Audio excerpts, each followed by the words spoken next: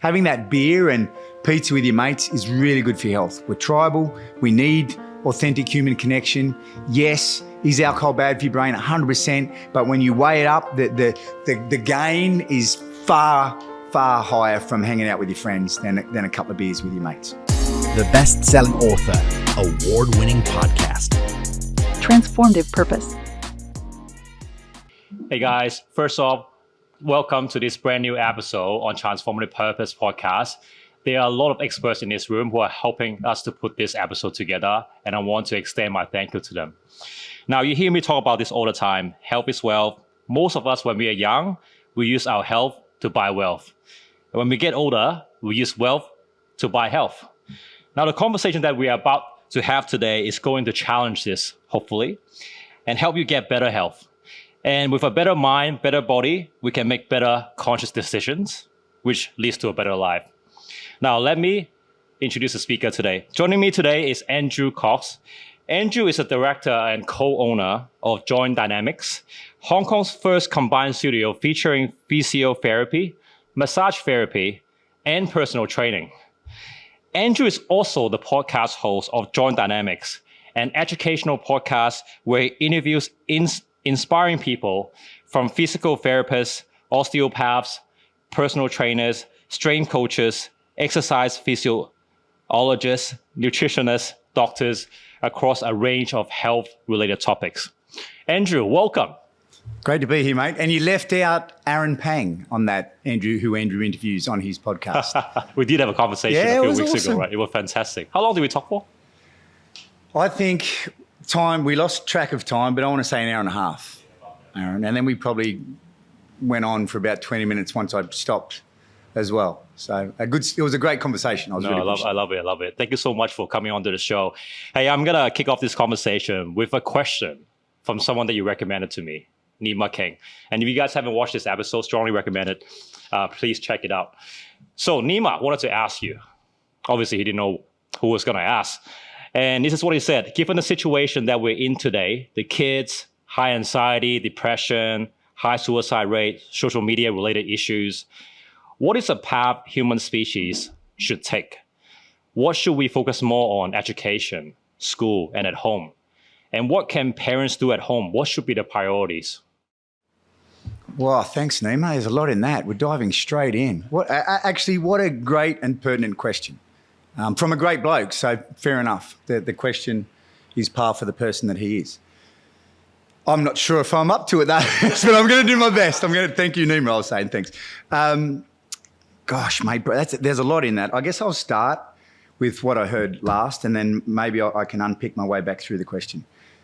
Parenting is a great question, and as a parent, and you're a parent as well, and lots of parents out there, and the question is targeted at kids. We all have so much influence over our children, and it seems to. My children now are 14 and 13. My daughter's nearly 15.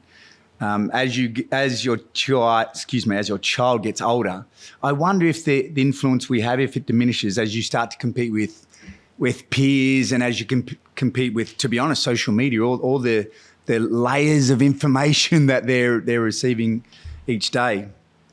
But starting with parenting, I guess, for me and the world, according to Andrew, what I try to do, the bloke that I try to be with my kids, I try to walk my talk as much as possible. So it seems almost rudimentary, but, when I walk home, a lot of times, Joint Dynamics, as you mentioned, we have all these things which I play a big part in. I still see clients regularly, and I still run the business, and I'm still trying to build the business. I'm out there hustling, I've got the podcast. So I have a lot of variation, which I love. Some days, though, I don't get a lot of time to look at emails and messages. So I'll be walking home and I'll be answering emails and almost planning for certain things the next day. But what I've found is a good habit for me to do when I get to my front door at home, and sometimes I'm literally, quote unquote, in the office. I'm walking along, typing on my phone. Sorry for all those people that I've bumped into, by the way. But I'll get home and I'm still not finished. And there was a couple of times when I walked in the door and I would still be on my phone, and I wouldn't engage in a way that a father should engage with his children. I wouldn't engage with my wife as the way that a husband should engage with his wife when he walks in the door. So what I do now, and I'm pretty good at it in the sense of I stay to this habit that I've formed. Sometimes I stay at the front door and I'll finish what I'm doing. It might be 3 to 5 minutes, but I figure that's a better use of my time than walking in the door and being distracted. So in that regards, I try, and I think it's a good idea to try to walk our talk, because I know the amount of times that I say to my kids, get off the device and talk to me properly. Look me in the eyes when you talk to me or when you talk to someone else. Communicate with me authentically just for a moment. You can go back to what you're doing. So I try to walk my talk as much as I can. And I would say my success rate is pretty high. So I would think that the first part to that answer is almost, was it Gandhi, be the change?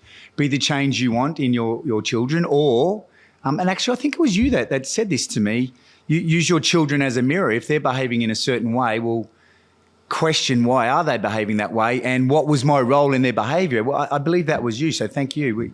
Isn't it great how information goes around?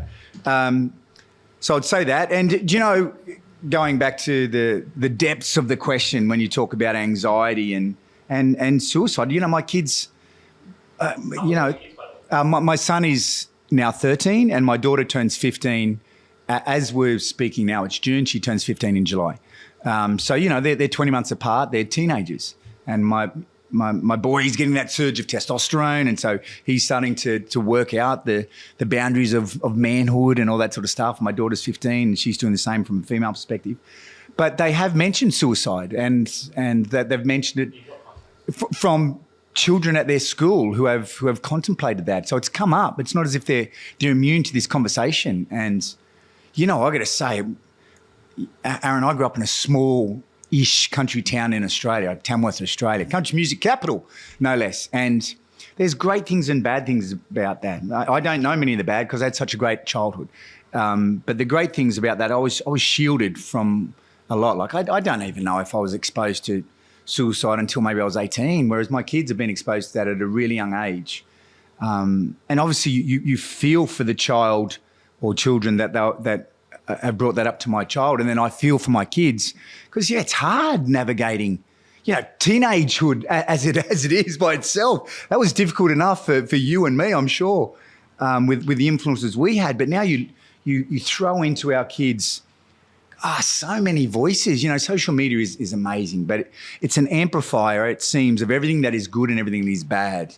And according to the algorithms, if you go one way, then you'll probably get more of that one way. So it's difficult for our children to navigate that.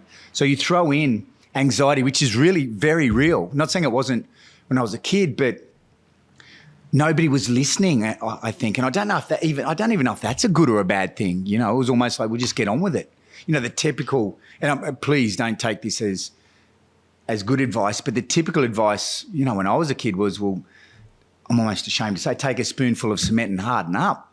Like it's almost a joke, but that, yeah. And maybe there's a place for that, but it's so hard when you're talking about the topic that we're on. I'm skirting around the question. That part so I understand. I want to ask you a follow-up question. Please. So it sounded like you never had any suicidal thought when you were young, right? I didn't. So when your kids never did. mentioned those things to you, first of all, how did that make you feel, and how did you handle those? Yeah. So my heart sunk a little bit because it's, you know, you want to keep your children in this cocoon, even as naive as that sounds. So when my kids did say, first it was surprise because they were so young. And it wasn't as if it was a long time ago. It was recently. It was within this year, within 2023.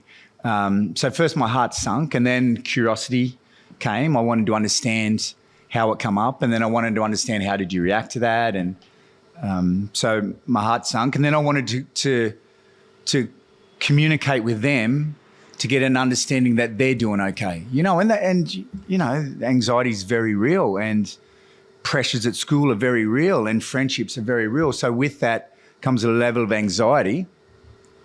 So as you mentioned, honestly, I never had that thought. Thank God. And whether or not I was just born that way or just wasn't ever put in a position where I thought that way. So, but I know that my kids are exposed to that. And how I handle that is just through curiosity, to be honest. The main thing I want with my children is to maintain a dialogue. So if they're going to drink alcohol, I want them to know that they can come to me. If they're going to try one of those bloody vapes that are targeted at kids because they're cookies and cream flavour, damn you people for doing that, then I want them to know that they can come to me and talk. I'm going to be disappointed, but I want them to know that they can tell me anything. So how will I handle that, or how have I handled that? With genuine curiosity. Yeah. Could you give us some examples? You mentioned about, just not walking through that door and just finishing your work and just be present at home, right? Yeah. That's how, I guess, you created a authentic relationship with your kids. Yeah. But that curiosity part, how does someone become, or how does someone be a curious parent? What would the dialogue look like? Right? All right. Yeah, I do it every day. I literally say, "How was your day at school?" And how was school? And the answer from your kids is good. But then I scratch a little more. Okay, what subjects did you have? Science. Okay, what are you doing in science? Because some things I'm really interested in. What are you doing in science? Oh, biology. How cool is that? What part of biology are you doing? So I just let my curiosity take me there. And if I'm not curious, I just find something. So inquiry is really that's my. I am naturally curious, and they're your kids, so it's not hard to be curious. But when they give me the flippant answer, I just don't accept that, and I don't accept it. Some days I'll say to my kids, "Come on, you can try harder than that. Come on, I've been at work all day. I didn't get to see you before I left today. I want to hang out. Yeah, really, tell me about how did they take school." And then they come around because I'm incessant, to be honest. So I'll wear them down. And then, I have an easy relationship. My kids are quite athletic and sporty. That was my whole life, So I have points where we can connect. We have 2 little dogs, so sometimes it's the dogs. My daughter, she's at that age where she'll want to go into a room and she'll spend a bit of time in the room, want some privacy, which is understandable. She's at that age. But sometimes I'll go in, I always knock, and then I'll go in, I'll just lay on the bed while she's doing something, whatever. Sometimes she's, studying or whatever that she's doing in her 14-year-old world. I just penetrate that world and lay on her bed and sometimes she doesn't want to talk, and that's cool, and I just stay there though. I just want her to know that I'm there. Yesterday, here's a actual story. Yesterday, she went for a run, my little girl. She's not little, sorry. She tells me not to call her little. My daughter went for a run. Anyway, we live on Kennedy Road. She wound up at the Dorset at Causeway Bay. She had 2% left on her phone. She called me, she said, "Dad, I went for a run. I sort of got lost and now I'm at the Dorset. Can you send a cab to get me home?" And I was like, "Oh, okay." And she said, "Oh, wait, my phone's going to die." And I was like, "Well, how are we going to work this?" So she went, "Okay, I'll just go home." And then she was going to run home. So I ran home, and then I figured she was coming from the Dorset to Kennedy Road. So I went home, and I jumped in cab and jumped on the bus actually, and went down to Hopewell Centre where I just saw her, and then we hung out, and then we walked home together. And then we just had this glorious 20-minute walk together where she just unloaded her day with me.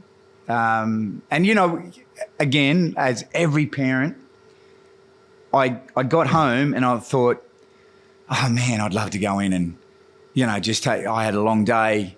But I went, no, that wouldn't be the best thing to do. And, what's more important, me sitting on my bum and just having a rest, or maybe having a drink or something to eat? Or no, what's more important at the moment is I go and get my daughter, and then just walk home and have a chat.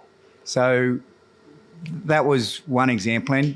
And then again, just exercising that curiosity. Curiosity works for me. Honestly, I won't take no for an answer. Not in an angry parenthood way, not saying that I haven't. Sometimes I've lost my temper. None of us are with perfect, my kids. Right? Yeah. Yeah, but yeah.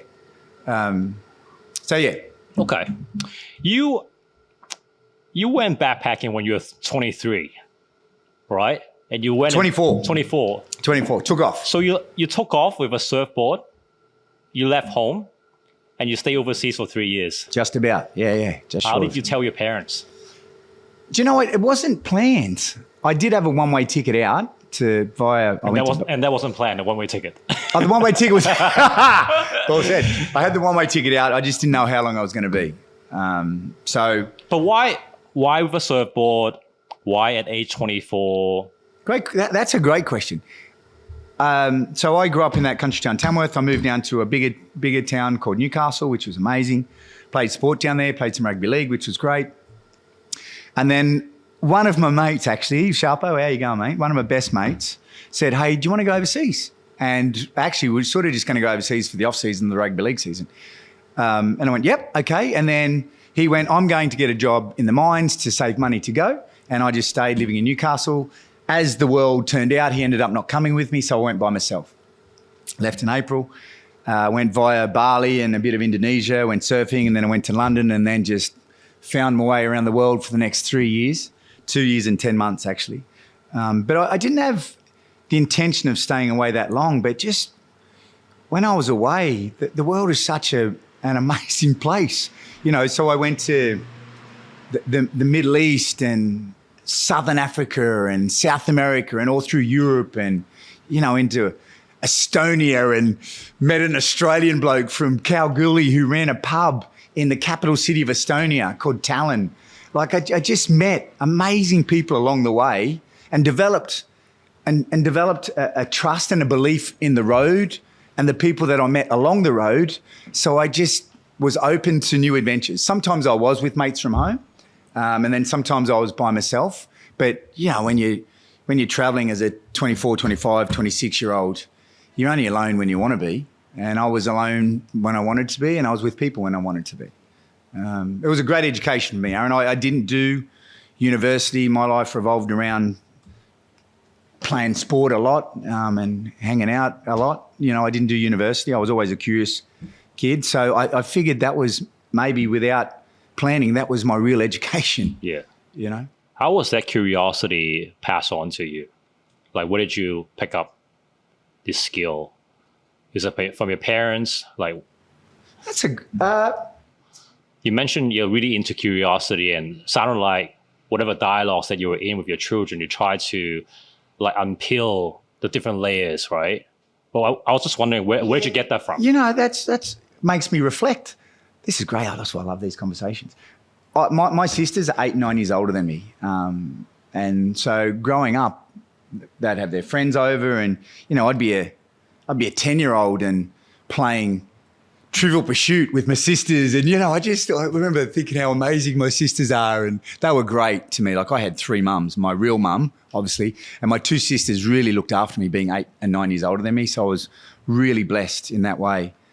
And you know, my family, we had dinner at the table as a family just about every night. Small country town, not many people leave. So, you know, of the 365 days a year, 90% of those were spent as a family around the dinner table. So, and sometimes my sisters would have their boyfriends or their friends. So it was a place like you and I sitting now. There was a place and conversation around so food. Far apart, right? Yeah. Well, actually, this was about the size of my dinner table. My mum was here, my dad was there, and then I was up there beside my dad, my sister and whoever. And that's where conversations happen, right? Yeah. And do you know, in that question that you asked me, I think, because first thing I thought of was sitting out our backyard with my sisters playing Trivial Pursuit, or there was this other game that they played where you'd ask scenarios. I can't remember what it was. So I was playing with that, and I just think that was where curiosity was born. And then at 15, here's another memory that was very strong. At 15, my second sister, my first sister, is 9 years older than my other one is 8 years older to the day. We're twins, 8 years apart.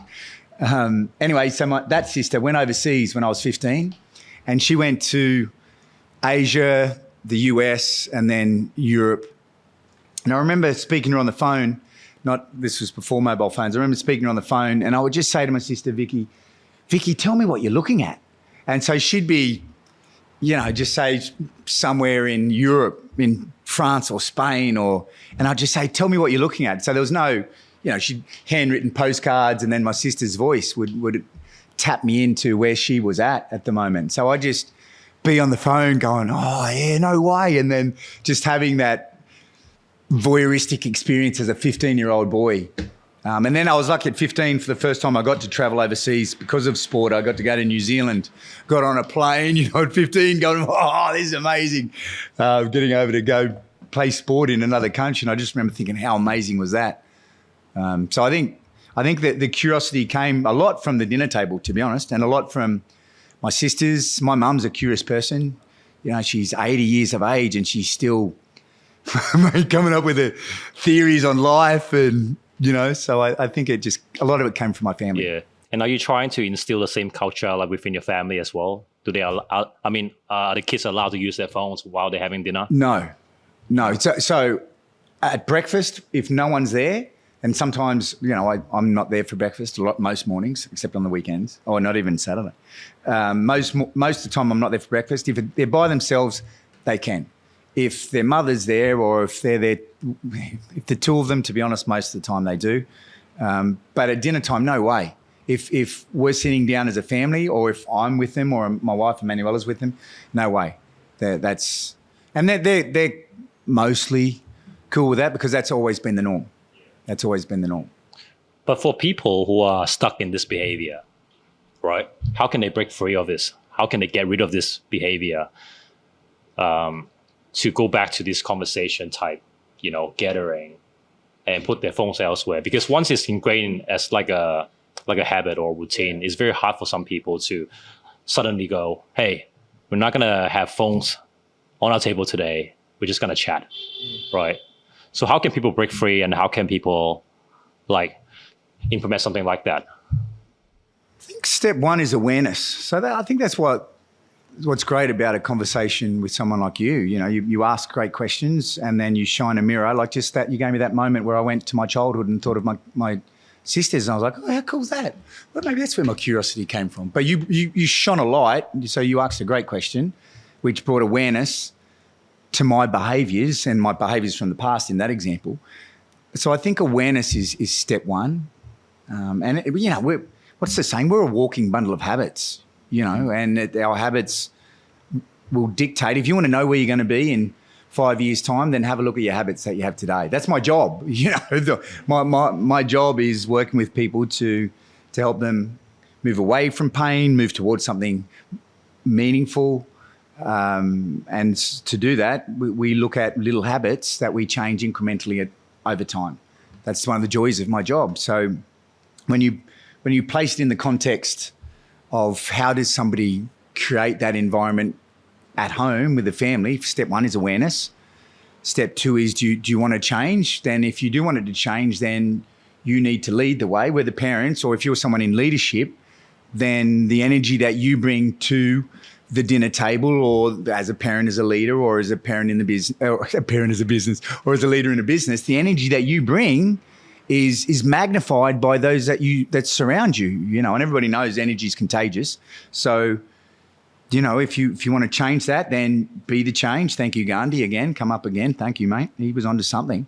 So you need to lead the way, and that often means leading the way with curiosity. And it's communication with your kids can be really hard, but I don't think any communication is hard if you are authentically curious. Yeah. And who's not curious about their kids? Sometimes you're not. You're like, just tell me about go away, go in that room. I don't want to hear from you. Yeah. Most of the time, though, yeah, we can exercise curiosity because, let's be honest, we love the hell out of them, don't we? So I think curiosity is a great way. And, a template for me, honestly, it's as arbitrary as starting with how was school today? And if that becomes the mundane, I'm like, okay, then tell me what the subjects were. And then if that becomes the mundane, I'm like, tell me about an element. And I love science. It's part of my job. Biology is part of my job. It's been a big part of what I've studied. And so I gravitate towards, if they had science, I'm like, yes. Yeah, you find a common thread. I'm going with science. Tell me what you're doing in science. Or mathematics, or, my son really was, or still is, quite good at mathematics. So we went through a period, and I love that he's good at maths and has a love of math. So we went through a period where we were romantic about mathematics. Like we looked into the life of great mathematicians like Leonhard Euler. He was a phenomenal mathematician, and he come up with mathematical poetry when I squared equals, what was it, when I squared equals -1? Anyway, he proposed a mathematical equation that was unsolvable, but why it was poetry, when n equals I squared equals -1 was from Euler. And yeah, everybody's like, shut up, mate, what are you talking about? But where it became beautiful and where it created a really strong connection with my son and I, and actually learning for me and my son, when Euler proposed that question to the mathematical world, he knew that it wasn't solvable, but the reason why he did it was he said, yes, I understand that this equation cannot be solved, but it can't be solved with our current level of thinking. So I propose this question to you to allow you to start to explore out-of-the-box thinking. So yes, we can't solve this question now, but that doesn't mean it's not solvable now. So you just need to look at the question not from head on. What if you look at the question from around this way and you start to be curious and start to be creative on how to solve this problem? So my son and I dived into Euler, and he went to school. He was like, what was he, 10? You know those days where you go dressed up as a hero? You know, people were dressed up as a Power Ranger, and then a girl went as Amelia Earhart. Like, it was great. And you went up to each child and you said, oh, and who are you? And they would, in character, they would talk. And I remember all these parents coming up to my son, and he's my little boy in that age. He had a little curly-haired afro, and he was dressed as someone from the 1800s, dressed as Leonhard Euler. And who are you? And he had the equation there. I'm Leonhard Euler. And everyone's like, well, who's that? And here's my boy talking to this dude. And it was a very proud moment. But to bring that back to parenting and what did I consciously do? I knew that he loved mathematics. And then I wanted him to grow that love of mathematics, and I wanted to be a part of that. So we went into Pythagoras, and we looked at the life of Pi. We looked at the life of Pythagoras, and then we explored that, and it was really cool. And he was well into it. And then via a referral from a client of mine who I'm thankful, he's a PhD mathematician. He put me on to Leonhard Euler, and he told me about that equation. Then we dived into that together. So it was something that was really meaningful to us. And I rode that train for as long as I could until he was like, okay, Dad, that's enough. Okay, let's get into rugby or chess, you know? Yeah. So really finding that common thread, right? I remember when I was a kid, I really hated that question though. Like whenever my dad or my mom asked me about how school, I didn't want to respond because I hated school. Yeah. Like I never had that curiosity to pursue that academic excellence path that my parents wanted me to. So I ended up spending a lot of time in sports. But my parents never talked to me about sports, right? And like you said, if we just focus and be curious and find that common thread between you and your child and not focusing on what you want to talk about, you can have so much more meaningful dialogues, right? Mm. Yeah. And you know what you said there, focus on what they want to talk about. Because sometimes as a parent, don't you feel that we're waiting for the moment to drop the lesson in? And sometimes it destroys a conversation. Because I'm guilty of it. I'm guilty of it. Yeah, now's the time that I'm going to be a parent and hope I'll teach them. And in reflection, that not every time, but in reflection, some of the times I've done that, I've broken this bubble that we've created together by trying to drop in, well, you know what, now's the time that, and try to drop in a moment of teaching. Not saying that we shouldn't teach 100%, but it just needs to be authentic. And if we're in a bubble together, which we try to create, which in itself, our kids, we learn by doing. And if we learn by being a part of their life as much as possible and be authentic and curious and be open to saying, you can share with me whatever's going on. Honestly, you can share with me. If my daughter's nearly 15 and I'm aware that, she's asked to go to parties and stuff like that. And I'm aware that that's coming. But I'll say to her, no matter where you are, I'll come and get you. Right, and dating and sex and alcohol and drugs. Man. I don't want to be those three monkeys, honestly. But I realise, they hear no, see no, speak no evil. I want to be that guy. Yeah. I want to shelter. You want to find out first, it's not right? realistic. You don't want to find out after. It's not realistic. So as scary as that is, I need to be open and still be a parent. Give guidance, of course. Yeah. But I just need to know when. Yeah. So I recently came across this when I been reading some parenting books for my two boys, right? And I think you mentioned about empathy and communication. I think one of the ways where parents often clash with children is that they are not speaking logic or reasoning to them at the right moment, like you said. Especially for younger children, when they are more sort of when they're thinking with their right hemisphere, which is basically their language, their emotions, right? Sometimes parents come in with their logic, with a life lesson, but not showing empathy first, right? So by doing that, you're basically using your left side hemisphere to talk to their right side hemisphere when they're not there. And one of the jobs that parents need to, and this is from the author, that need to do more of is help children and teenagers integrate different parts of their brains better. So, because when somebody is emotionally driven, right, it means that, their right side hemisphere is activated. And what you want them to do is to help them basically think more sort of vertically. But you can't go from left to right? It will clash. So I thought it was quite profound when I read that book. Hey, man, I want to shift gear and talk about health.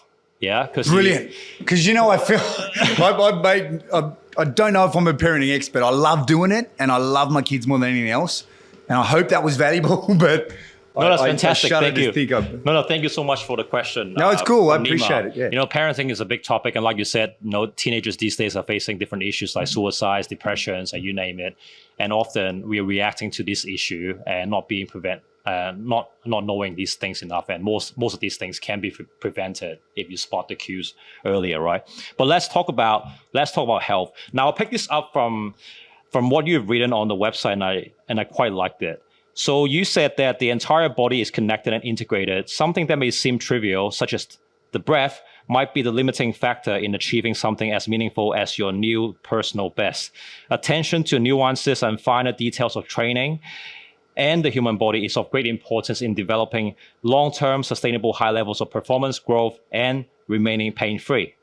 And you ended with confidence in the small things leads to confidence in big. I don't know if you remember you wrote this. Yeah. So our mind and our body, how are they integrated, and why is health so important? We call it the Cartesian split. So René Descartes, I think, therefore I am. And we ran with that for a long period of time. And then in the 1980s, a lot of neuroscience started putting the brain back together. And they went, you know what, guys, this is a fallacy. For a period of time there, the analogy is, the brain and the body's viewed as this vehicle or this stick to carry the brain from one meeting to the next. And then we realized the erroneous ways of that, because if you're sick in body, then you'll be sick in mind, and vice versa. And they influence. So there is no separation. And I don't really know if René Descartes sort of literally meant it the way that it was interpreted, to the strength that we ran with it in my industry. You know what I mean? We almost put René up on the cross. Damn you, separate the brain from the body.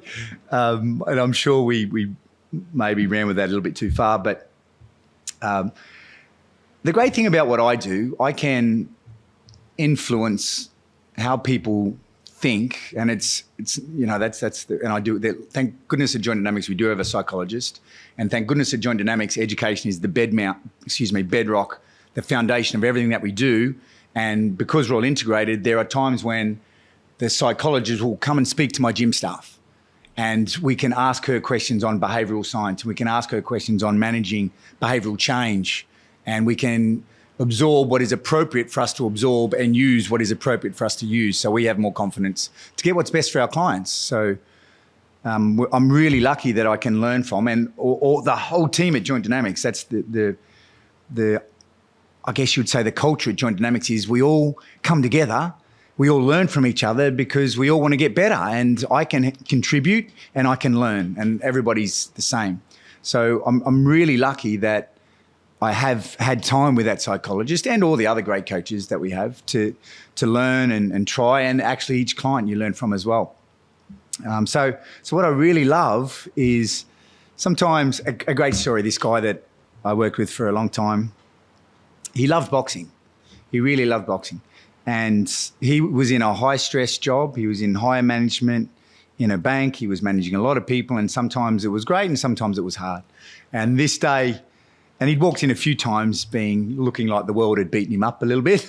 He hadn't been boxing at all. Just the world had got to him. And this one day he walked in and the world wasn't doing him any favours, so he had a bit of a slouch posture, and I was going to put on my scientific hat and movement science hat and say I needed to stretch certain parts and, activate certain muscles. And on a whim, I sort of went, you know what? Put this down. Come on, let's just box. And as in just fun. We were just sparring like you used to do with your dad, just messing around. And you were in amateur boxing before, right? I did do some boxing, yeah. It was really fun. It was a great place to test myself, I thought. So I thought I'd have a go. But this was just play. And he loved it. And, within 2 minutes, we're both, puffing, and maybe we high-fived each other, but his physiology totally changed. There's a great book by Mabel Ellsworth Todd called The Thinking Body. And in it, one of the things that really stuck with me from that book was you can have the physiology of a slave or you can have the physiology of a statesman. And this gentleman walked in with the physiology of a slave. 2 minutes later, from just introducing play and fun and messing around and two blokes just playing around, he went from the physiology of a slave to the physiology of a statesman. I didn't stretch, activate, do any soft tissue work at all. All I did was play with him. And play, and another sort of tangent, for a couple of years, a great lady here in Hong Kong, a pioneer actually, her name was Bess Hepworth, and she ran a company called the Bonza Pie. She was Australian. And she organised the Asia Play Conference. And I was very fortunate to speak 2 years in a row at the Asia Play Conference. But it was so beautiful to get a lot of schools and a lot of people together and to talk about the power of play. And, every mammal plays. Every mammal plays. So understanding that and diving into more of the power of play, and then also working out how to bring that into what I was doing, interactions with clients, to get what's best for the client,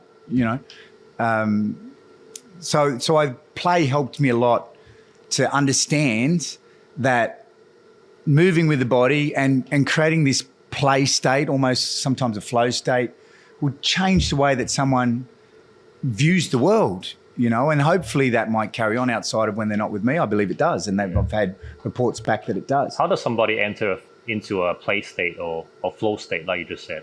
Wow, that's a great question. So the role of a coach is to study an athlete, okay? And then once you study an athlete and then you have an idea of where you want to take them. So, for example, that was a game, boxing, sparring, just to change that person's physiology. Sometimes you can use play to increase reactivity. So I might throw a ball at you, Aaron, and I'll watch you track movement and then you'll respond. So you will perceive a stimulus and react. And if I can throw that slow and then I can bounce it and then I can bring two balls in, I can start, you got it. So I can start I need to understand your threshold, because if there's too much chaos, then nothing works and you learn nothing from it. And if it's too easy, Aaron, catch, good boy, authentic encouragement, that's, it doesn't. So you need to meet the athlete where they need to be met. So that's why I said as a coach, you need to study. Like an incremental barrier almost, right? You got to make it challenging and fun. Yeah. And you just, if this is your threshold, Aaron, and you turn up ready to go, then I'm going to play here.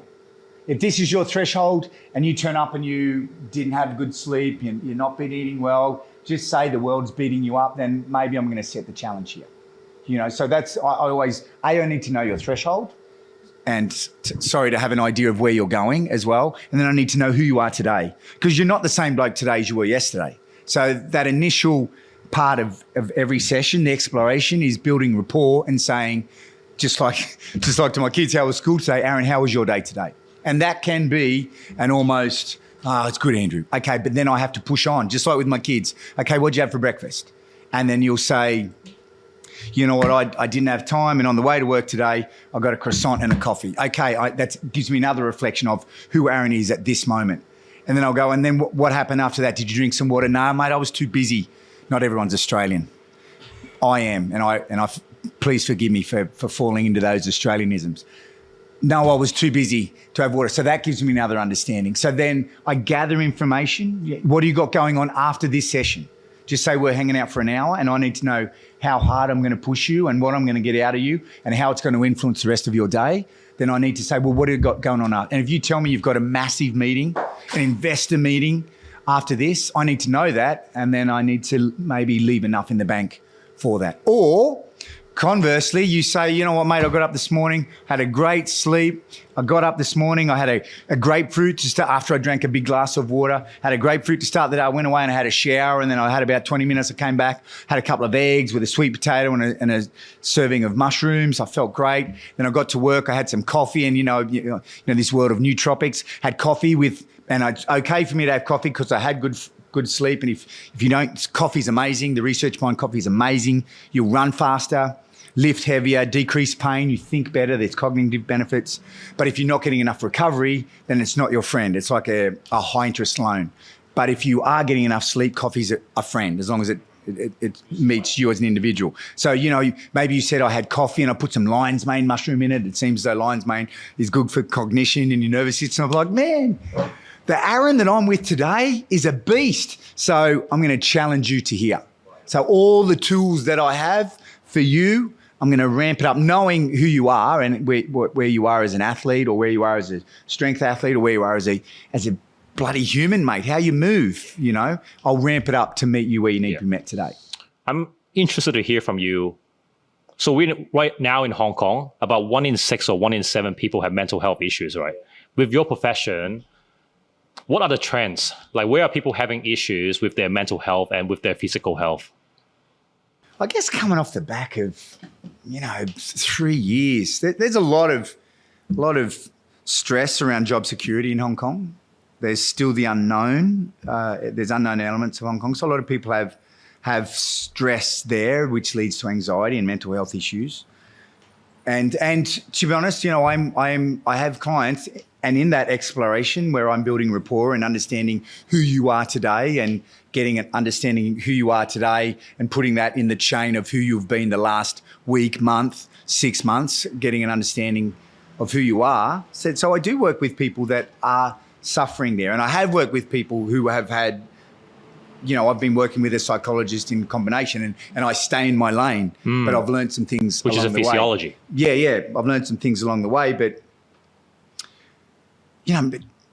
movement just makes things better, Aaron. Movement makes things better. And, there was some seminal research from Duke University on exercise and depression. It wasn't major psychotic depression, but it was I guess the metric might have been mid to more serious depression. And they did the research. James Blumenthal was the lead researcher. There's been 1,000 papers, but this was a really big one when it came out.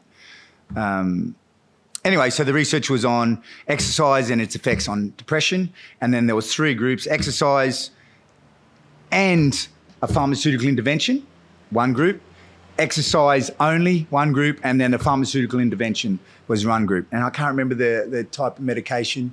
It was one of those serotonin reuptaking. Gosh, if it was Zoloft. But anyway, the research is out there. You can see whichever one it was.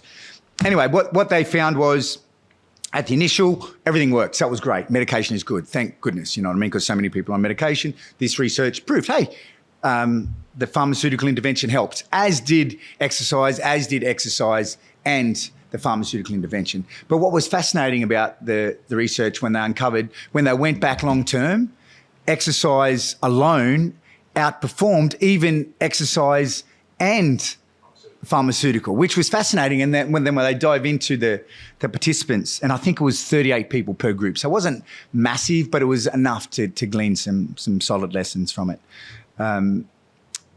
By doing the exercise only group, and I think it was 9 months later they revisited, so they visited points along the way.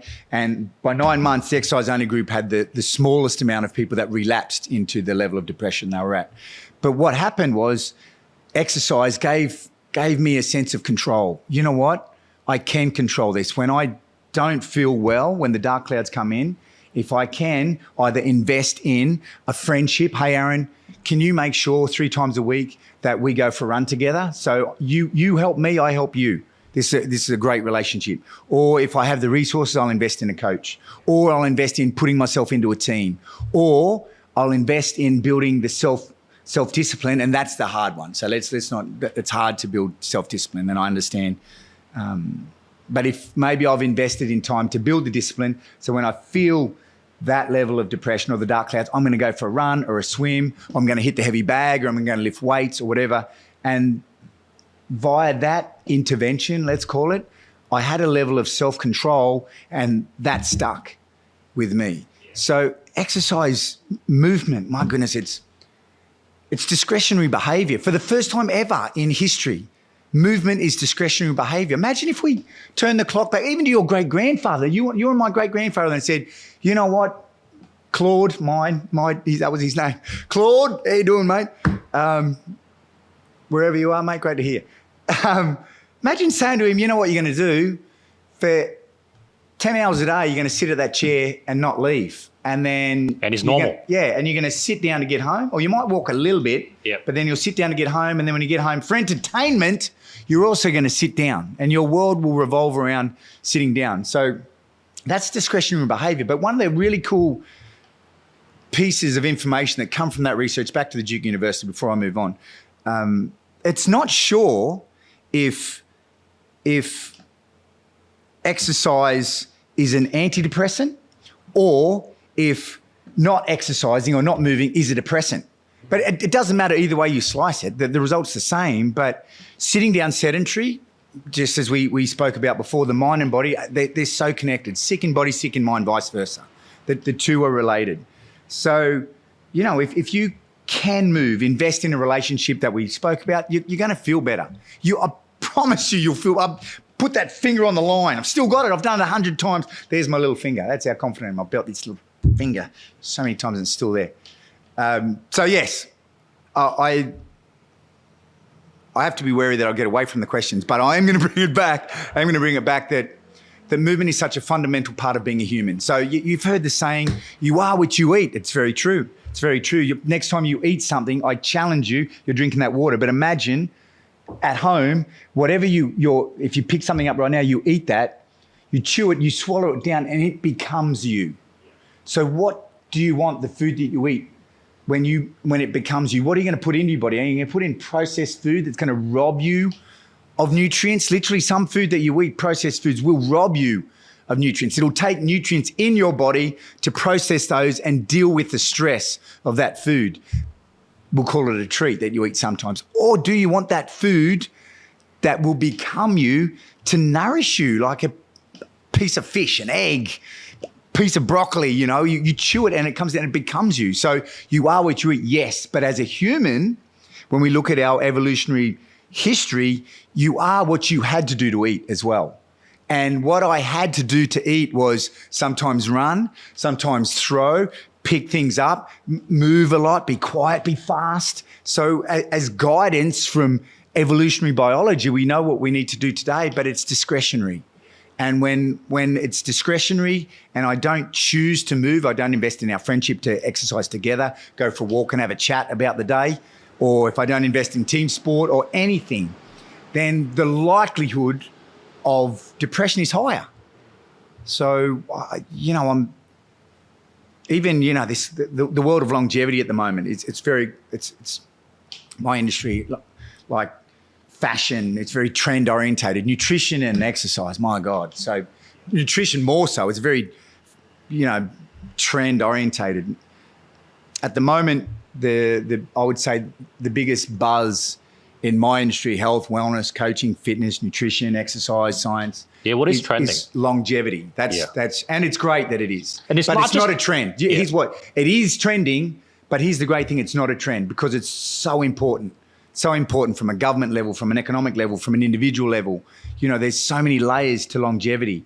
So it's really important that it won't go away because it's too important now. So longevity is not going to go away, but it's the biggest thing in ministry at the moment. And when we look at what's the number one thing that comes up, you know what it is, and it's not subjective. It's not Andrew's opinion. he who thinks is good with a hammer thinks everything is a nail with Abraham Maslow. I'm not being that person at all. It's maintaining muscle mass as you age. So keeping it and maybe putting on a little bit more is the number one thing you can do to maintain your life. I'm going to get some advice from you. You mentioned about strength exercise. Yes.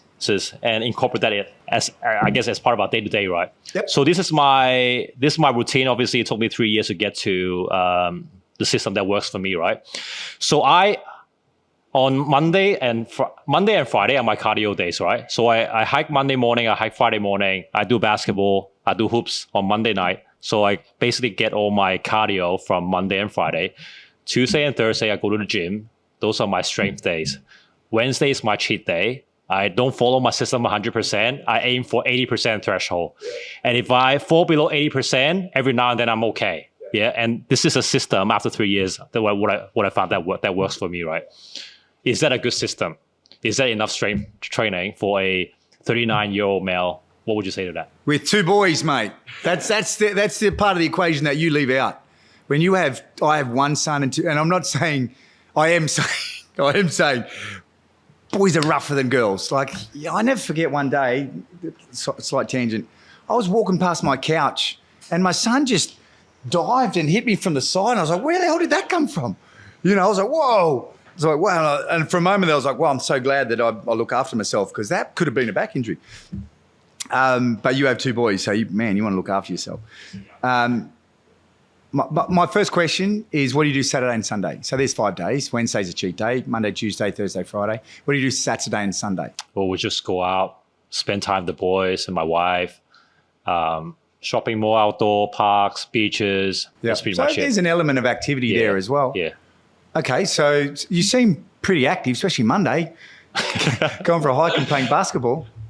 So then, there's a few questions. Some questions are, I think, obvious. What do you want from your life, Aaron? You want to age with at 39, is far out, you've got a long way to go. But you want to be able to engage in life in a meaningful way. So you want to maintain enough health and conditioning to be able to have fun with your sons and your wife and engage in life in a meaningful way and keep playing basketball. When you said basketball, your face, play back the tape, guys. You see when he said play basketball, there's a little glint in his eye, which is great. So it's meaningful and it's fun to you. Yeah. So there's your play state. Yeah. There's your play state right there. You asked me, how do you get into play? I say to you, Aaron, play more basketball. Yeah.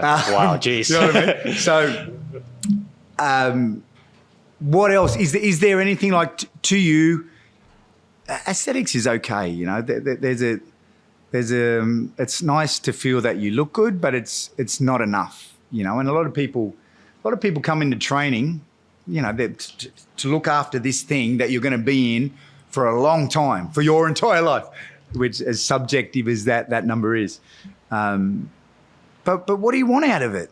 I know I want to be able to connect with life in a very physical way frequently. I love it. It's been the major part of my life, and I want to continue that, and I want to continue that with my kids. I want to do great things with my daughter and my son. I want to be able to play with my wife in a physical way a lot. That's a big part of who I am. So I'm naturally motivated to train. And I think when you're training, I think the equation should be, ideally, I reckon it should be 38% stick, 62% carrot. Do you know what I mean? So you are running away from, I'm just turned 50. So there is elements of my training that will drive me for behavioural change to create discipline, to say, I'm 50, man, that left shoulder doesn't feel as good as it should. I'm going to do exercises that are going to protect me from pain. I'm running away from pain, and I view that as the stick, But the other 62%, I've got a group of mates that I hang out with on Thursday and Saturday morning. We get on paddle boards, we paddle out to Round Island. Sometimes we wrestle. Sometimes we do Navy SEAL stuff where we tie our hands and legs up. We swim in the water and push each other underwater. Sometimes we just do bodyweight exercises, and I love it. And part of that is, and then we come in and we have an ice bar. Yeah, and it's rewarding and satisfying, right? Yeah, it's fun. It's human connection. It's connection with nature. I'm hanging out with my mates, I get stronger from it. That is something that I run to, and that's almost my 62%. The carrot is I want to stay in great shape, and I want to be able to engage in life. On Sunday I went wakeboarding. How awesome was that? You know, and imagine if I couldn't go wakeboarding because I wasn't physically strong enough and to go wakeboarding. So that was joyous, and I'll run towards that. One other, 38% stick, 62% carrot, but 68% mental, 92% physical. So Come again.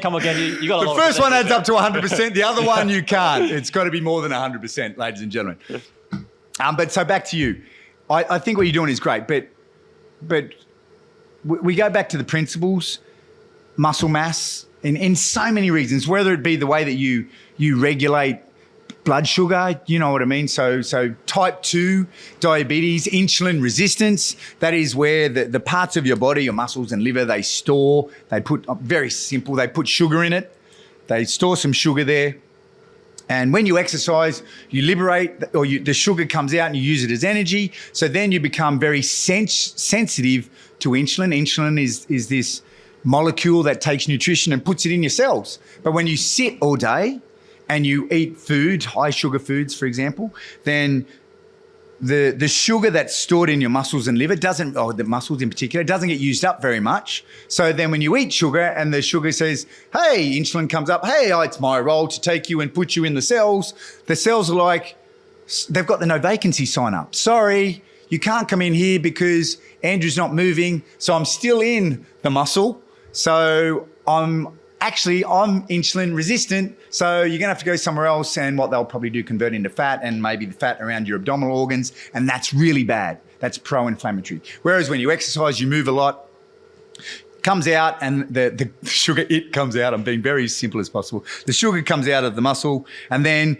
you exercise, which you do great. You play basketball with your mates, and afterwards you have some good food. Insulin comes up, the role of insulin, to take that food and put it in the cells and store it for another day. You're very insulin sensitive. So the vacancy sign up is in all those cells. So that's one of the reasons. It's a myriad of why muscle is so important. And I'm hammering on about it because one of the principles to you, Aaron, to your training is Tuesday and Thursday, you lift weights. Why? Because it feels great, but also to stimulate, at least maintain, or to stimulate some more muscle growth.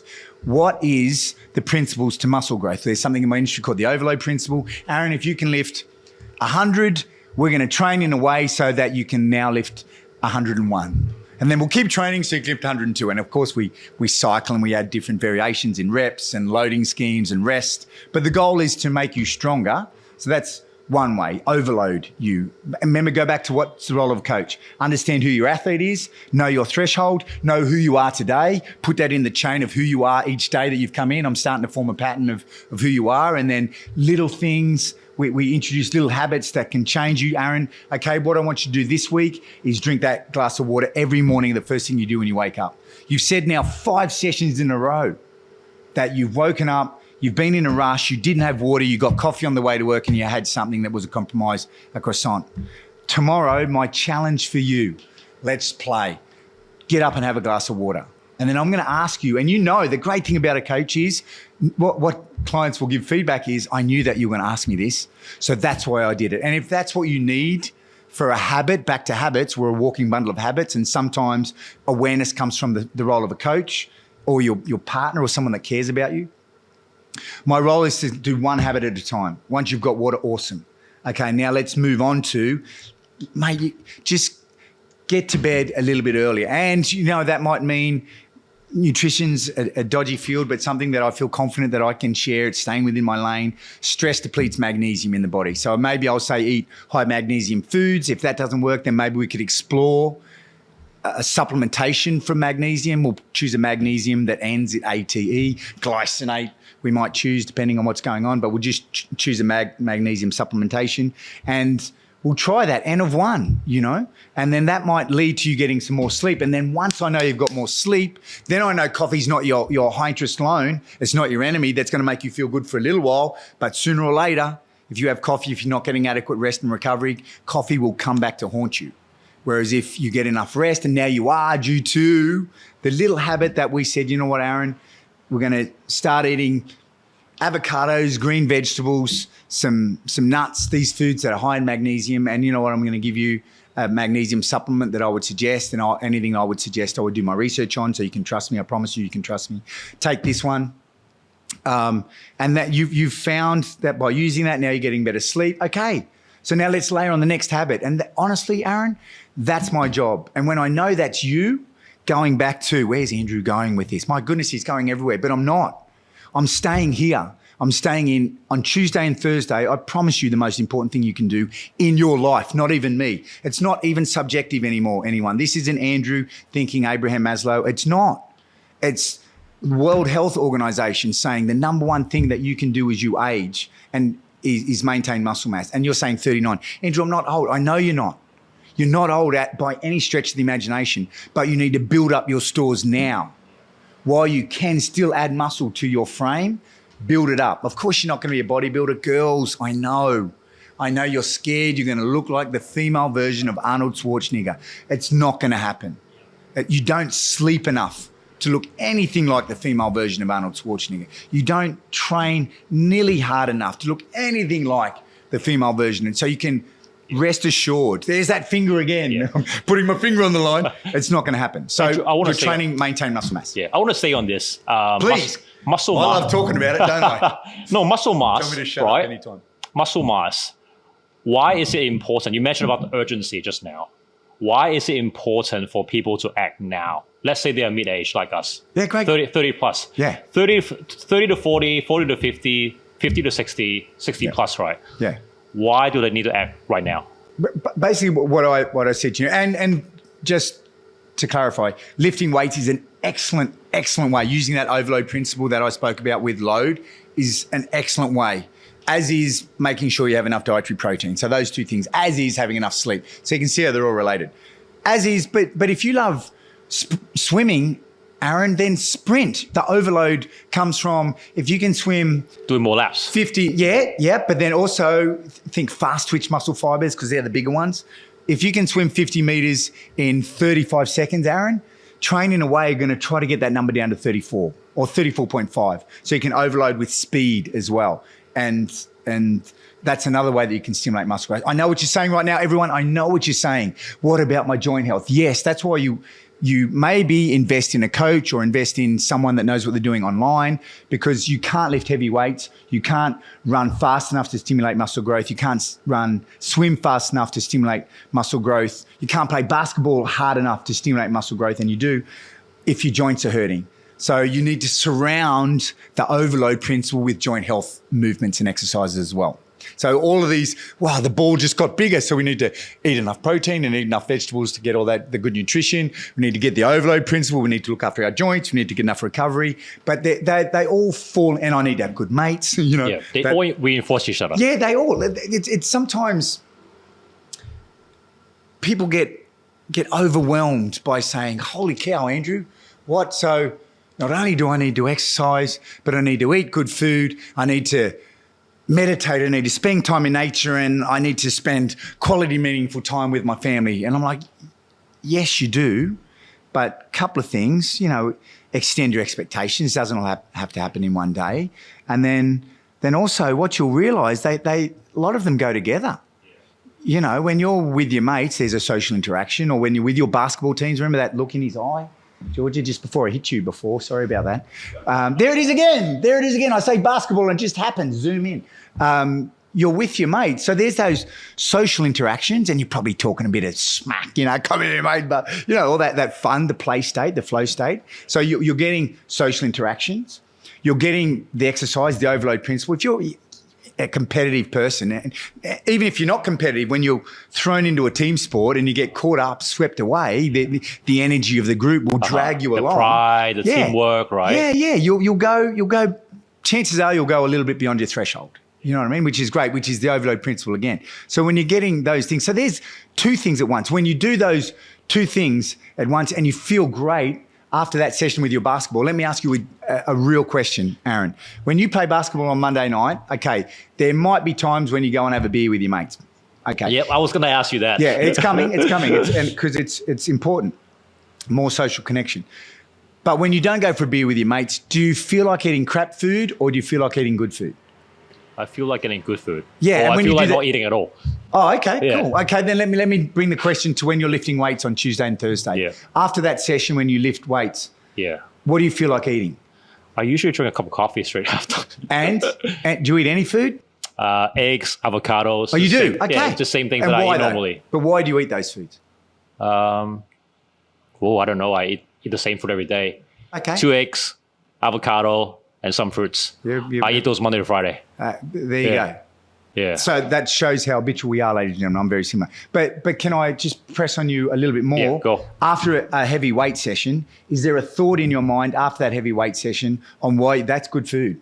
Why I would eat good food after investing my time and energy, probably money, in that 1 hour? I'm choosing an arbitrary time, but a lot of people work out for an hour. Is there a thought that created that habit of eating those foods after that 1 hour investment of time, money, energy that went into why you eat great food afterwards? Or that was just by chance you ate great food after that work? I think gym, for me, Tuesday and Thursday actually happened after I've developed this breakfast routine. Yep. So for me, the reward after doing the gym session is just a cup of coffee. And I'll bring a book with me and I'll just read for half an hour. Nice. Yeah. And I really enjoy that. Awesome. Yeah. Can I ask you another question? Yeah, then? go ahead, man. Then do you feel, and this, I won't frame it, do you feel that if you've put that effort into that 1 hour workout, and I know people go many different directions, there's no right or wrong answer.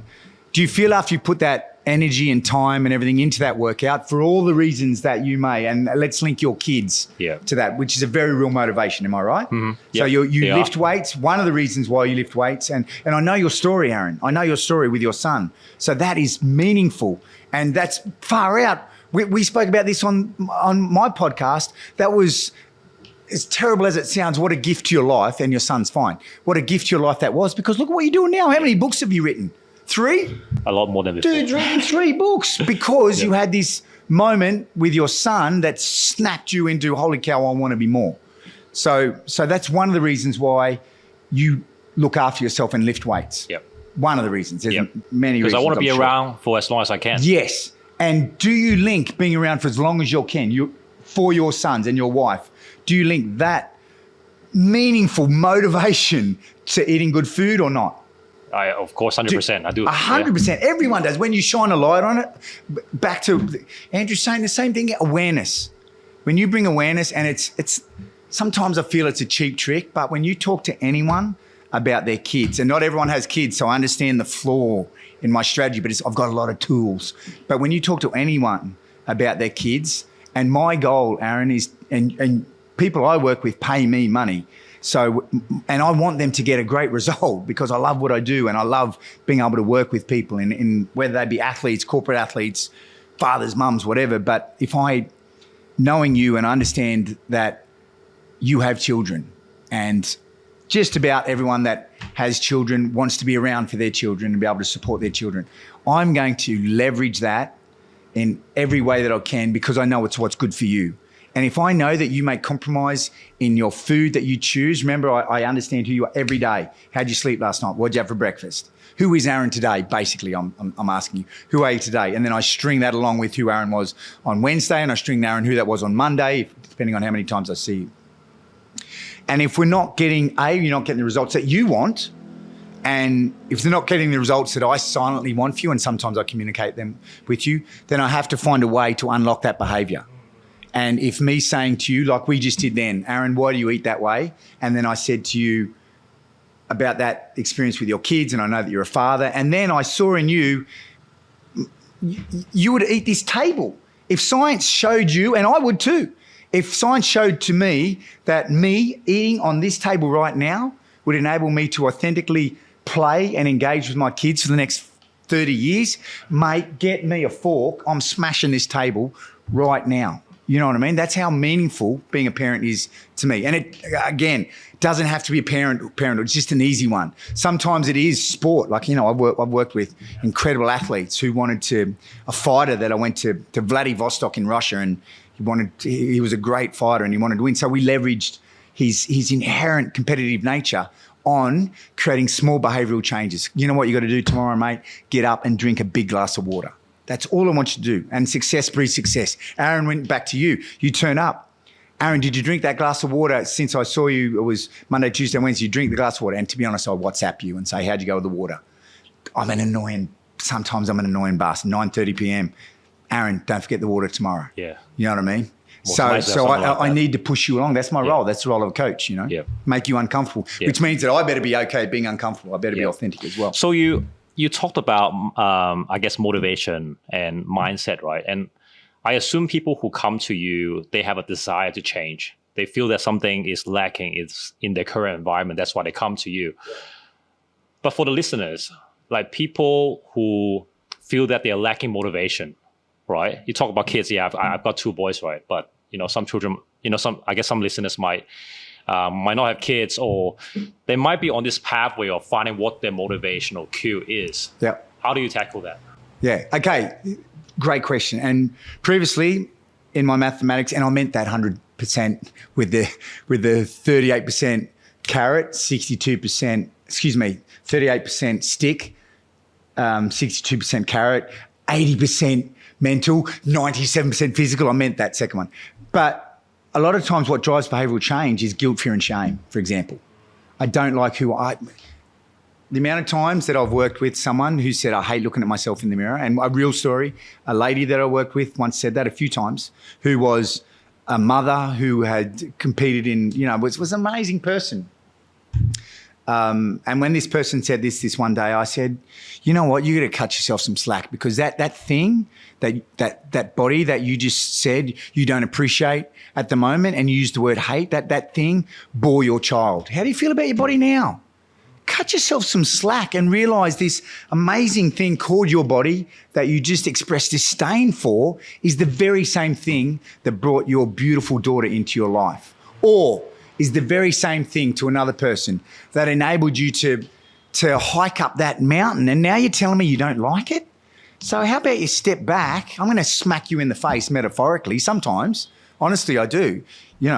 So to answer your question another way, but sometimes you do need to cut the shit and don't say that at the right time. That's a really effective strategy. Sometimes it can go wrong though, so know what you're going to do, coaches.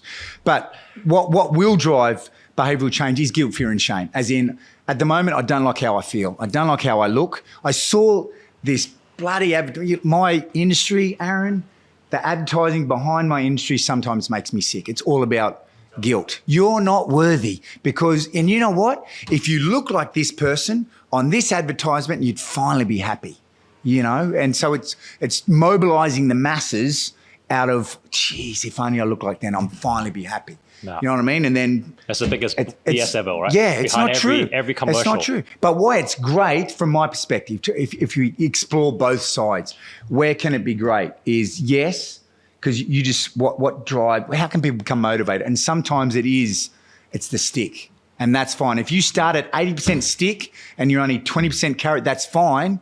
Your coach's role is to change that equation, and you may spend some time at 80%. I just. I eat bad food, so I need to punish myself. Okay, I understand where you are now, so we'll run with that. And then what you're going to find is the more that you invest in beautiful movement and loaded movement and good training and consistency, which is the magic sauce behind everything, you may not be motivated now, but with time you will find motivation. And sometimes, I speak too fast, but sometimes motivation can be a cop-out as well, because sometimes I think that I'm motivated to do this now. So does that mean that I'll only put in when I feel good? I once had a coach that said to me, and I thought it was really hard when he said it to me at first. He said, I don't care how you feel. All I care is what you do out on the field. And I thought, well, that's a bit heartless, mate, isn't it? You know what I mean? But actually, it was a beautiful and poignant, lovely slap in the face, because it doesn't matter. Sometimes it doesn't matter how I feel. Like, I don't feel like eating good food all the time. I don't feel like exercise. Okay, but know there's a cause and effect. If you don't ever feel like exercising, then what's the outcome there? Okay, are you okay with feeling like shit all the time? Are you okay with increased likelihood of joint pain? Are you Okay, and research will suggest dark clouds, an increased likelihood of anxiety, depression. Are you okay with that? No? Okay. Doesn't matter how you feel today. Get out and lift the weights or even just put your shoes on. And another great moment for me to learn being a coach, working with someone, and they were struggling to get results. And we broke it down into such small, manageable steps. You know what, like I said to you, drink a glass of water, not Aaron, but Aaron, the person, the mythical creature, Aaron. But this person that I work with, okay, success for you tomorrow is putting on your sneakers. Get them out tonight and put them at the base of your bed. And when you get up, I want you to put your shoes on. That's success. And once you've got your shoes on, the likelihood of you walking out the door and just walking around the block is higher. So we link small, seemingly innocuous behaviours that will create a chain reaction to get you where you want. So back to your motivation, there's a lot of stuff. Mate, I listen to your story and I'm motivated. So there is stuff out there that we can invest in. We can find it on social media. Remember, it's an amplifier of everything that's good and bad. There's so much cool stuff out there. Like when I heard your story and see what you've done, wow, that's motivating. It's amazing. So I can tap into that. That can help me. But sometimes I'm not going to feel like it. So how can you inoculate yourself to doing something when you're not feeling like it? Buddy up, join a team, make a commitment, pay for it. You know, if you don't have the money for it, that's you don't need to have the money, but you just need a mate. If you don't have the mate, okay, cool. Invest in a team. If you don't have the team, okay, invest in an app or just put your shoes on and walk out the door and see what happens when you get out there. Yeah. But you got to do something. Don't rely on motivation alone. And I feel like one of the things that worked for me in the past is like sharing that thing with someone. Yeah. Because most of us care how we are perceived by other people. And we just deep down, we just don't want to disappoint other people if we don't make it happen. Right? Yeah. And in the end, why don't we be accountable to ourselves? Like, you know what I did with my mates, those guys that I paddle with? Just sort of being a dickhead, but I sort of went, guys, on my 70th birthday, we're going to paddle to this round island again. And I want to do this on my 70th birthday. You know what I did that day? I went home and I went to my phone and I made an invitation for my birthday, just so I turned 50th, 2023. I created an invitation for 2043, my 70th birthday, and I sent, you know how on the phone and you have to accept, deny. I created this and I made an appointment for my 70th birthday with this circle of my really good mates, and I sent them to them. So, and it's, yeah. Can I challenge you on that thought? Please, challenge me on. I love it. Why do you have to wait till your 70th birthday? Why can't it be your next birthday? No. So the rationale or my thinking behind that was, guys, I love doing this and let's make a commitment to each other, the unspoken, what I was trying to say to my mates. I love doing this so much and I love feeling good so much and I want you guys to also feel good and I love hanging out with you. Let's keep doing this and look after ourselves and make a commitment to each other that on my 70th birthday, we're going to show up for each other and we're going to paddle to Round Island from the Victoria Recreation Club. We're going to paddle to Round Island. We're going to do a bodyweight workout. We mightn't wrestle. We mightn't tie our hands and feet up anymore. I don't know, maybe we will. But we're going to do something similar to what we're doing today. So it is something that I carry with me. Like, you know, I have many voices. Andrew, don't forget about your kids. You want to be here for your wife. Don't forget about that commitment you made for your 70th birthday to be strong and vibrant, to get on your prone paddleboard and paddle out to Round Island with a couple of your best mates and have a great time and have a workout. That was the rationale behind I'm doing it. Yes, I can do that for my next 51st birthday, 100%. But I want commitment from you, and you, you know, to say that you're going to be with me on my 70th. Don't let me down, you sons of bitches. And they won't. They won't. You want to call them out here? Call them up now. No, you want to call them out? Where are you, mate? So Rob, who's on your invite Dave, list? George, all those boys. Great blokes. But yeah. And you know what? Let's take this a step further and then come back to, because you're going to ask me about the beer thing. And so because it's super important. But you know the research. You want to know how you're going. Have a look at your 5 closest people, and the energy that you bring is contagious, and the people that you surround yourself with is contagious for you as well. So if you want to have a look at how you're going, just have a look at the people that you hang around with the most, and just say there's behaviours there that are not in alignment with who you are, then weigh up a way to change that. Whether that means getting new mates, I don't know, or whether that means looking after your mate a little bit more. Yeah. Or just saying to your mate, dude, you're drinking a lot. Why are you drinking so much? I'm not going to drink with you anymore, seriously. You're my best mate, if it is your best mate. Or you're my good mate. Why are you drinking so much? And just have a meaningful conversation with someone and bring awareness. You don't have to be a psychologist, a coach, to just say to your mate, geez, I picked alcohol as a behaviour. It might be smoking, whatever. But the role of a friend is to support a friend and say, that's a behaviour that I don't want. I'm looking at the people that I surround myself with, and 2 of my 5 are drinking a lot. I don't want to drink a lot, but when I'm there, so I'm just going to say... Have you ever offended anyone? Oh, man, far out. Jeez, what's that? Is the Pope Catholic? Yeah, I have, but I'm getting better at managing.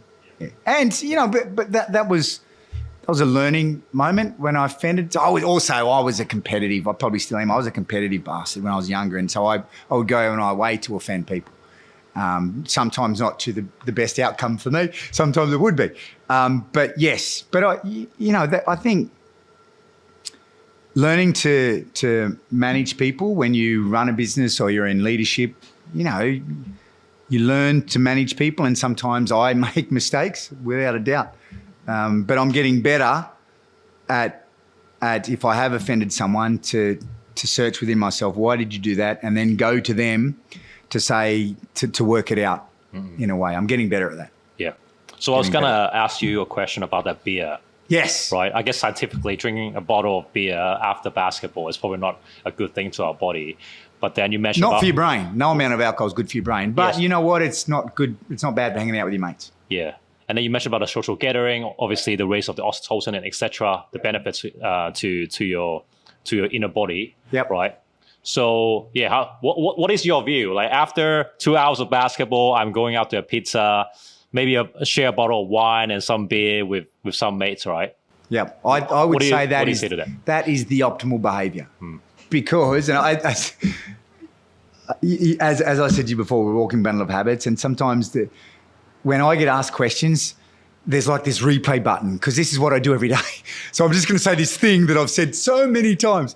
And the thing that I've said so many times is social isolation will kill you long before dreaded carbohydrates and a couple of beers will, without a doubt. You know what I mean? If you went home, and we're talking about the majority of your behaviour.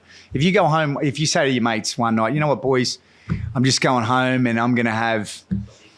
steak. No, I'm going to go home. I'm going to have steak and eggs and green vegetables and mushrooms, and wow, that's an amazing meal, Aaron, and a great follow up to a good workout, good protein, good vegetables and minerals and all that sort of stuff. Wow, that's amazing. But you're going to sit at home by yourself. Your wife and your kids are out.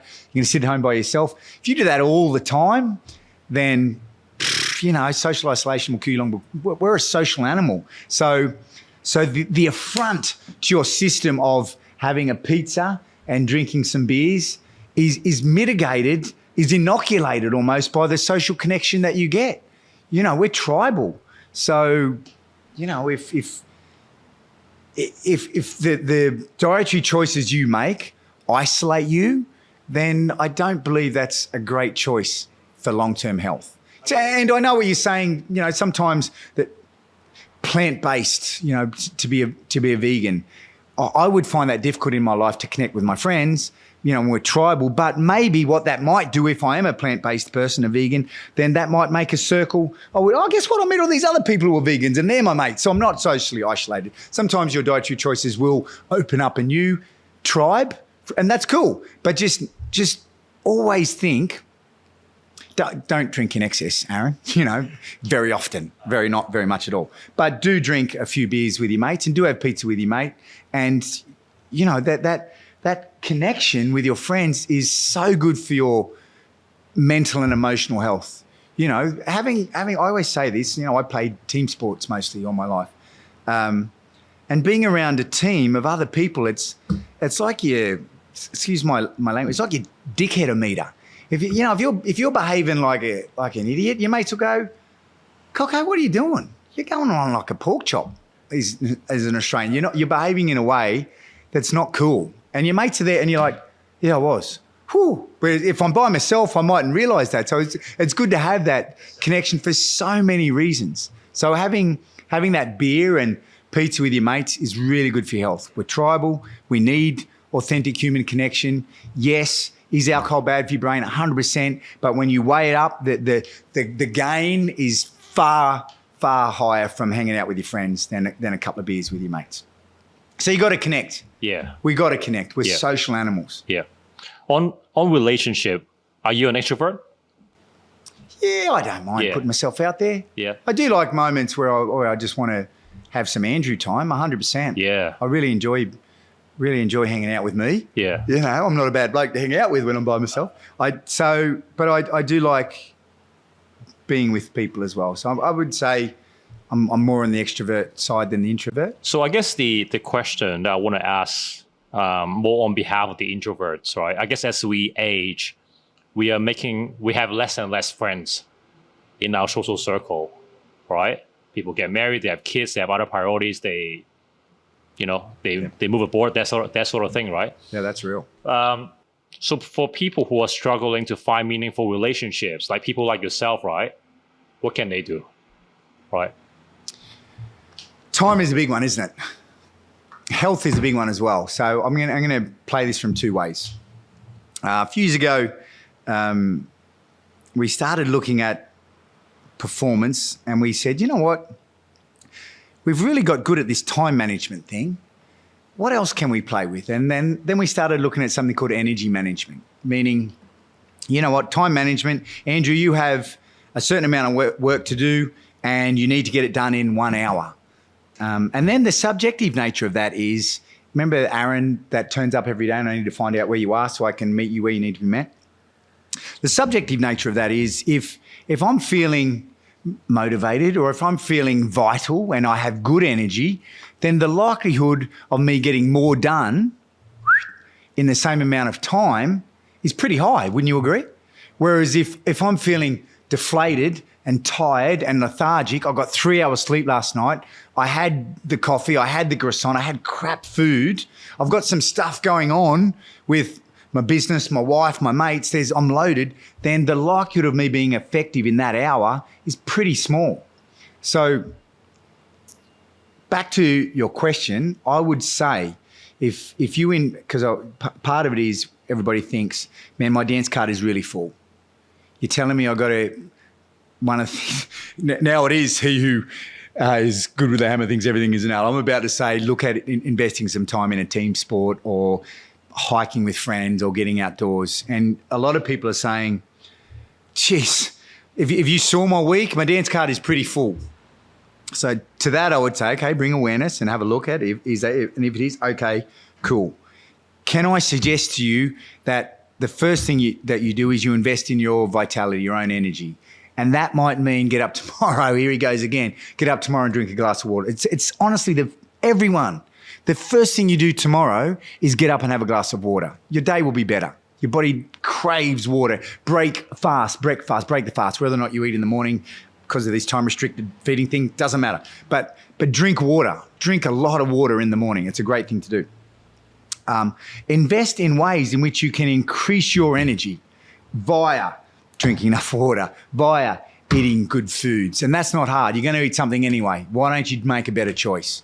Why don't you eat foods, the majority of the foods that you eat, you said it, 80-20 rule. And if you're not currently sick or in chronic pain, then 80-20 rule cuts it. But if you're in chronic pain and you want to get out of it, then 80-20 rule is not enough, to be honest. You need to go more to the 90-10 rule. But stay to the 80-20 rule. And another simple direction there is if there's advertising behind your food, don't eat it. So simple. Seriously? When was the last time, Aaron, that you saw that advertising campaign on eat broccoli now? Yeah. There's none. Eat this great vegetable. There's none. But when was the last time that you saw advertising on every processed food on the market? Supplements. Yeah. There's so many. Well, supplements have a role. Yeah. Have a role.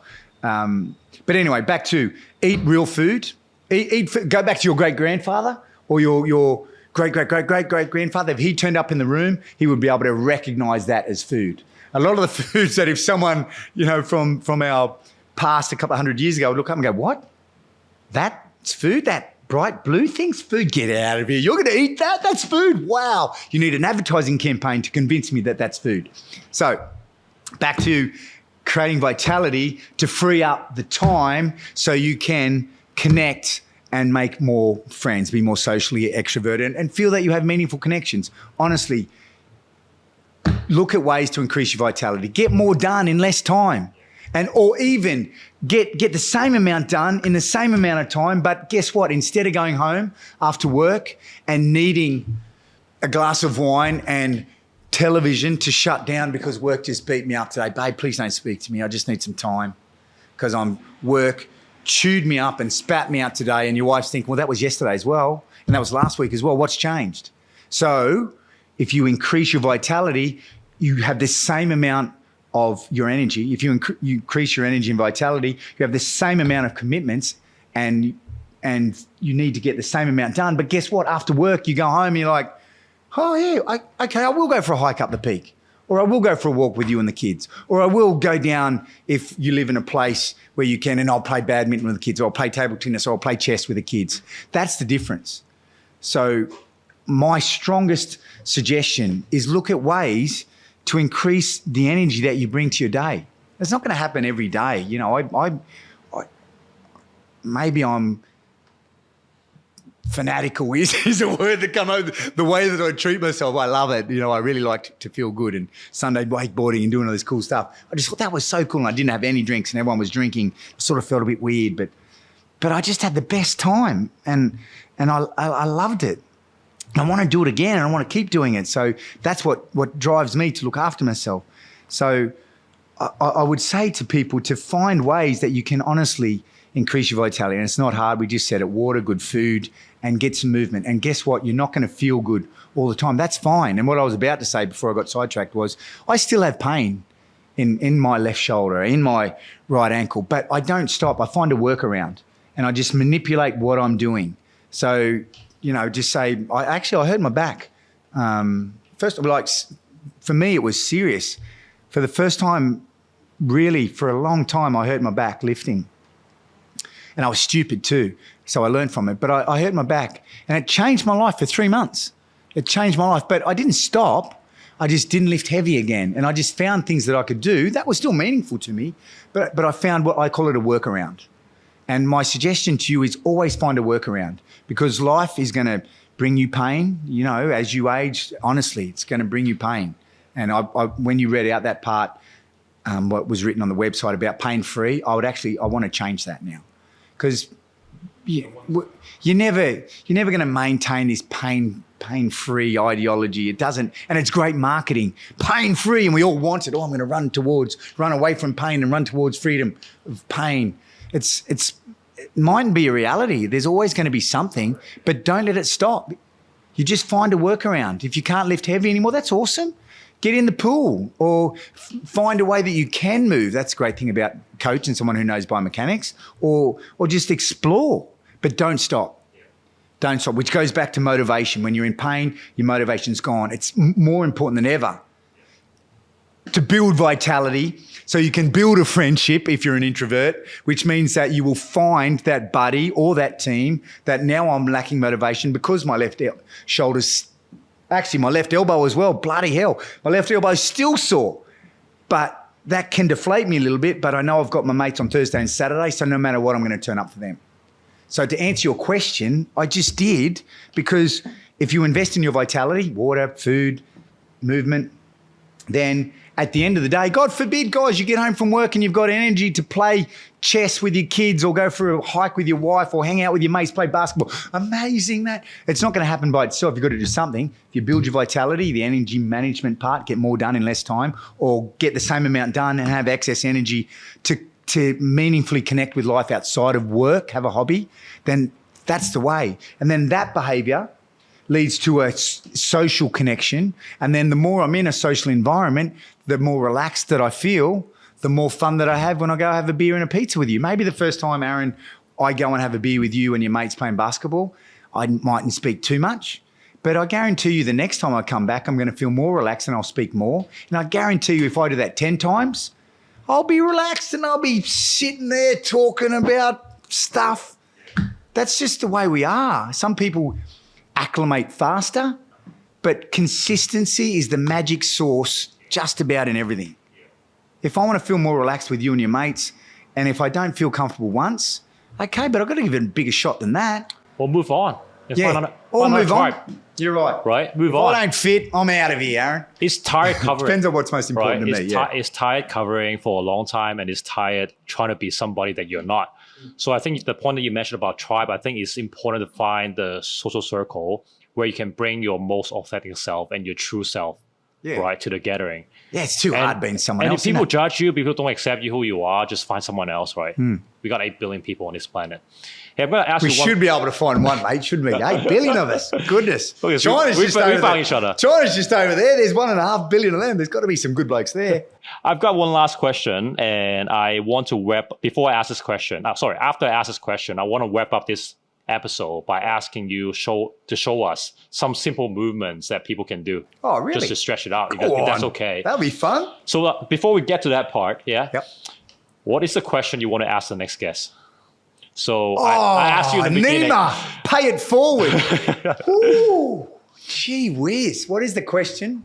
Like Nima did. Nima's was heavy, wasn't it? Yeah, so Nima asked you in the beginning, right? Yeah, given all the challenges, anxiety, depression, right? What role should parents take? What should be the priority for parents?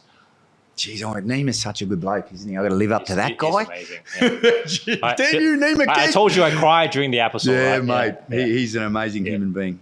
So fortunate to have met that guy. Okay, my question. You know, that competitive nature in me just has to be extinguished right now because I can't compete with Nima. What I would say, okay, here's a good question. Based on the stuff that we've spoke about today, I'm just going to try to be congruent.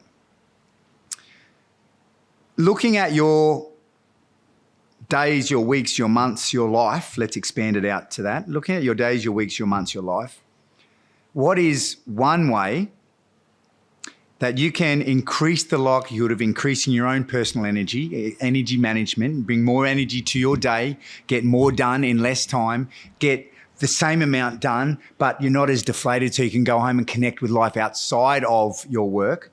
What is the one behaviour that you can add to your life that will stick, that will help increase your vitality so you can do something that's more meaningful to you moving forward? What's the one thing that you can do? And here's my gift to that person.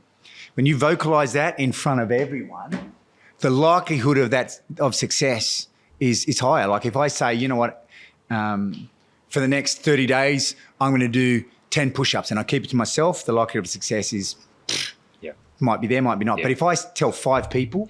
You don't want to look bad. Yeah. So that's my gift. Who's your next speaker? Do you know? I don't know. I've got a few lined up. You lucky bugger. It's my gift to you, mate. Or got a few lined up. Maybe it can be boy or girl. Yeah, great. That's a cool thing. Thank you for the question. Now, maybe in a couple of minutes, if you can show us some simple movements. I can do it right now, mate. In your chair. And we got a camera here whenever you're ready, man. Let's work on a few things. So one of the principles of sitting a lot is, one of the effects of that is often the thing that we're looking at is so bloody cool that it's going to draw me in and I'm going to slouch. The effects of slouching are many, but one of the effects of slouching is that it's going to impinge upon my ability to take a proper breath. And breathing should be viewed as another form of nutrition. Food is a form of nutrition. Movement is a form of nutrition. Your breath is also another form of nutrition. So if you're thinking that, wow, I'm so tired all the time, you're slouched, it's hard for you to get optimal. What's the role of breathing? Breathing in and oxygen and some other stuff. Oxygen is coming in, attaching to the iron particle in blood, and then going out, and becoming oxyhemoglobin and going in. My heart's pumping the blood out, and my organs and my muscles are acutely dependent upon blood flow and the oxygen and the nutrients and the hormones that it brings. So slouching, here's the principle. We slouch a day, that's cool. Okay, I understand that. But let's try to alleviate that so we can get some proper breath in and get this part of your body moving to get some fluid moved around. So I'm going to just slide this back so I don't hit it. Exercise number 1, for those of you at home, we're going to make something called the golfer's grip. So that's a fist. When I was boxing, that's a fist. Don't do that. Only bend the first 2. So we're going to call that the golfer's grip. It's like you're holding a golf stick. We're going to do it with me, mate. Let's go. Just the golfer's grip, the first 2 knuckles, and place those 2 knuckles on your temple. And touch your elbows together. And we're even going to link it to the breath. So breathe out. Now, Aaron, that's 12 o'clock. Imagine you're going to try to touch your elbows behind you at 6 o'clock. You're not going to get it, but try. So really open up and breathe in. Oh, how good does that feel? And then breathe out. Suggestive selling. No, it's not. It really does feel good. Breathe in. And so what you're doing, you're activating these muscles on the back and lengthening these muscles on the front. Breathe out. That was a long breath hold. Sorry, mate. I won't talk too much. Breathe in. 1, 2. Breathe out. Deep breath in through your nose. When you breathe in through your nose, magic happens. A few things. Breathe out. When you breathe in, you pick up nitric oxide. A dude won the Nobel Prize for that, Louis Ignaro, and all the work that he did on nitric oxide. But keep moving, everyone. We know the movement. I'm just going to talk. Nitric oxide is what's called a vasodilator. So when you breathe through your nose, keep moving. Keep going, mate. Don't let them down. Touch in front and try to touch behind. When you breathe through your nose, you pick up nitric oxide, and it's a vasodilator, so it opens up the things that deliver blood, and your brain gets more oxygen and more nutrients. Therefore, all of a sudden, you're like, I'm not tired anymore. Holy cow. I'm going to get back to work. I'm going to get more done in less time, energy management. So that's the first one, that one. The second one, we're going to stay with the shoulders, and then the third one is going to be your breathing exercises, because it's so important.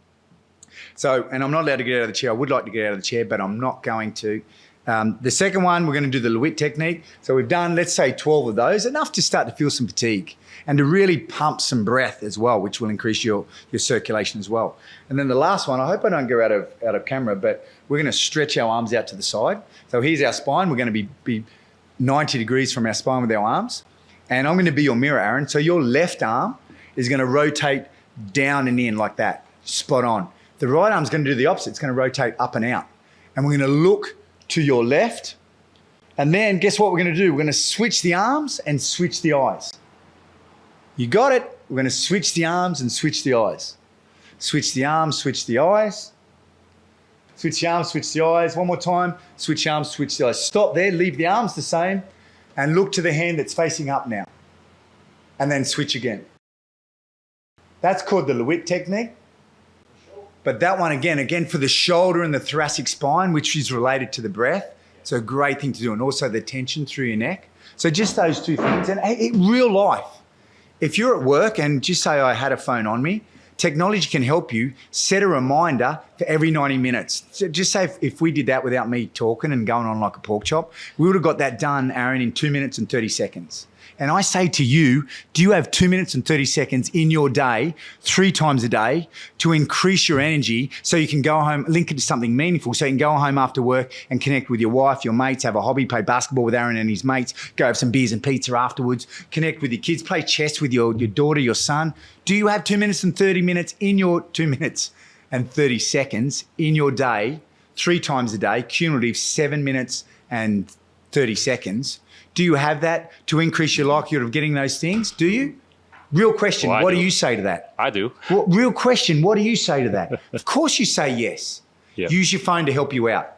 Yeah. But don't let yourself down. Why not commit to it? Tell 5 people. And that is an example of how we can use technology in a positive way, right? Beautiful. Third exercise, the best one. Save the best till last. The principles are sit up nice and tall. Try to get the crown of your head, not the front of your head, the crown of your head just to touch the ceiling. But give it like 2 out of 10 effort. So I've just elongated my spine, and then let your shoulders and arms just be relaxed. No tension in the neck. Next thing, no tension in the forehead. You can't be pissed at the world if your forehead's relaxed. Try to be pissed, upset at the world. You can't be. If your forehead's relaxed, it's magic. If your forehead's relaxed, you can't be upset. So forehead's relaxed, neck and shoulders relaxed, long spine. We're going to switch to only nasal breathing. To stimulate the relaxation response, we're going to breathe in for 4. We're going to breathe out for 6. The principle is simple. Breathe out for more time than what you breathe in for. The exhalation is longer than the inhalation. I suggest you do that 10 rounds. So let's say you breathe in for 4, breathe out for 6. There's 100 seconds. Coupled with the 2 minutes and 30, my goodness, now we're up to 4 minutes and 10 seconds. I think if my math is right, I'm going to do that twice a day. But the breath part is so important, not just for nitric oxide, not just for the relaxation response, because if we spend too much time in stress, you want to talk about aging someone, stress will age you. Stress will shorten your telomeres, one of those days. Stress increases inflammation. If you have increased inflammation, your likelihood of putting on muscle mass is decreased. So you got to get good at not just stress. Stress can be a great friend, a hormetic stressor, but you got to get good at relaxation. And relaxation is a skill. And the breath is the best tool that we have to relax. So get really good at breathing. And that's back to that get really good at the small things, the seemingly innocuous thing. Breathing, are you serious, dude? Breathing? 100%. Get good at the small things and all the big things will fall in line. Great. Andrew, it's been a pleasure having you here. And just before I wrap up, I need to express my gratitude to the entire crew team here. You can't see them, but we got 3 amazing members, Georgie, Haley, and Eugene. Thank you so much for everything with the production today. And also thank you so much, South Lake, for sponsoring this beautiful venue for us to shoot this video. Thank you again, Andrew. Yeah, my it's pleasure, good to chat. Aaron. I love hanging out, having these conversations. So thank you very much for allowing this opportunity. And thank you so much for being one of my closest 5. Awesome. See you, mate. Thank you. See you, mate. Thank you.